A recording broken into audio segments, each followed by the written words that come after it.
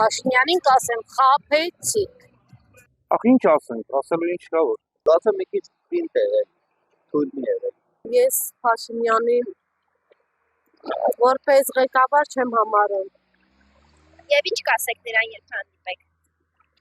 Ես այնքան բաներ ունեմ ասելու։ Օրինակ, Հիմա երեխու մոտ չեմ կարող ասեմ։ 44-օրյա պատերազմի ժամանակ իմ ամուսինը անհետ կորած է։ Ասելու բան չկա։ Ինչ ասեմ, կամ պետք է ասեմ հեռացի, կամ էլ պետք է ժողովրդի հոգսերը թեթևացնի։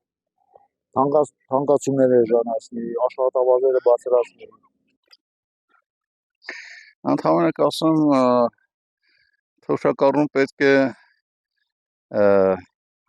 ապրի արժանավայր։ 40,000-ով չես կարող թոշակառու պահել։ Դրանք չերիկի դեղերին, կոմունալներին եւ այլն։ Եթե մեր երեխաները չլինեն,